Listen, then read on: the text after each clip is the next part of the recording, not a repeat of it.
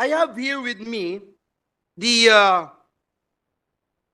centers that have no activities, or programs of the commission, Mr. President. 2023, if we can show it on the screen, 2023. Pakita po natin yung 2023 na programa ng Commission on Human Rights. Tinignan ko po yung 2024, Mr. President. Pwede nyo hong tingnan at hindi po kayo nagkakamali. Pareho po yung 2023 at 2024 na Program 1. Next slide, please. Sa monitoring and reporting program on economic, social, and cultural rights, hindi din po kayo nagkakamali.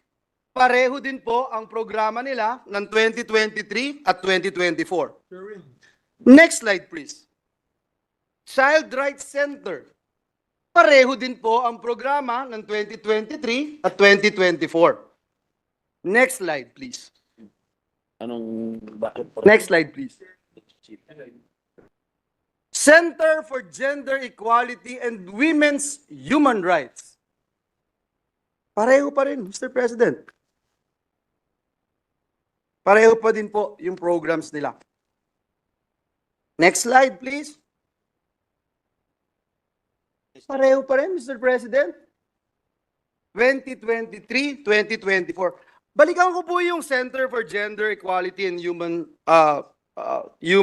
Women's Human Rights, Mr. President. And I'd like the sponsor to look at the FGD with migrant workers and duty bearers in selected regions and CR 4A, 3, and 6 of 2023. Yan po. Pagdating po ng 2024, pareho pa rin, Mr. President. Sa writing of technical report, nakalagay po dun sa 2023, ayan po, dulo, baba, nakalagay po ongoing, second semester. Pagdating po ng 2024, ongoing pa rin, writing of technical report. Validation, November 2023, pagdating ng 2024, validation pa rin, Mr. President. So I'd like to ask the distinguished sponsor, if the Commission on Human Rights have the same programs, 2023, 2024, and perhaps ask his comment, Mr. President, with regard to these programs. Baka ho akala nila hindi tayo nagbabasa dito. Baka akala nila hindi nagtatrabaho ang Senado. Baka akala nila at this time, 3 o'clock in the morning, inaantok na tayo at tamad na tayong magbasa. Mr. President, if I may, with the indulgence of the Majority Leader, if I may ask for a hard copy so we can review it, because we do not have any copy of those tables, Mr. President. We would love to give the Commission a copy of this table, but perhaps the resource persons behind our sponsor would be able to give the sponsor at least One by one. a statement. Perhaps I will no longer dwell on the first few slides, Mr. President. Just this particular slide, Mr. President. The FGD with migrant workers and duty bearers. Yes. Mr. President, the same. Sabi doon, ongoing ng second semester yung technical report. Pagdating ng 2024, wala na. Still the same. You're validating November 2023, 2024, validation stage pa rin po.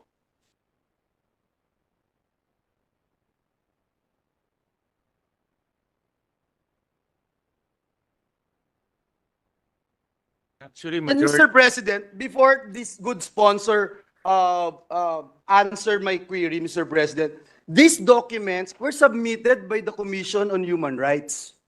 During the deliberation of the budget in the committee level, I asked for these documents, and so let me state for the record that these documents were submitted by the Human Rights Commission, Mr. President. Upon consultation with the staff of the commission, Well, according to them, the program for 2024, which you just read, Mr. President, is a typo error. I don't know. I do not know if you want to believe them or not, but they gave me a program for 2024, Mr. President. And if, with your permission, if I can read it. No, I'm sorry, Mr. President. I thought I'm having a dream, a nightmare to be uh, more precise, Mr. President. This is a typo error? How could this be a typo error, Mr. President? If you look at this particular slide that I'm showing you right now, Mr. President, the last three items, the FGD with migrant workers and duty bearers. If you look at 2023 to 2024, there is a great amount of effort, if you call it, Mr. President, great amount of effort to edit To edit. the regions and delete the regions. Now, in writing the technical report, in editing the ongoing writing of technical report for the second semester. Now, for the validation, November 2023, I mean, no man, Mr. President, no man on his right mind would ever think that this entire programs given to this representation, given to the Senate of the Republic of the Philippines is a typo error, Mr. President. That's unacceptable, Mr. President. If the distinguished sponsor will agree with the representatives of the Commission on Human Rights that this is indeed a typo error, there's something wrong with us, Mr. President. We should all go to mental hospital, Mr. President. If this is a typo error, Mr. President, if I may. please. Well, I also do not agree with what the staff of the commission had mentioned earlier. That, May I be allowed, say Mr. President, just to typo ask? error. Is But it really the explanation given to Yes, the distinguished sponsor? yes, Mr. President. Wow. Wow. And I will just, the program of in 2024 is quite long, Mr. President.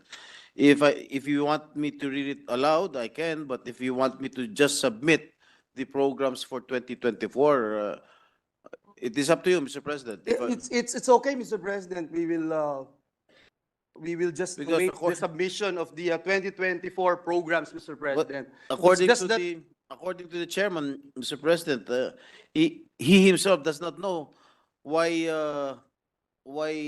there was a redundancy of the programs of 2024 as compared to 2023. And who is in charge from the commission who sent these documents to this representation, to the office of this representation? No one is checking?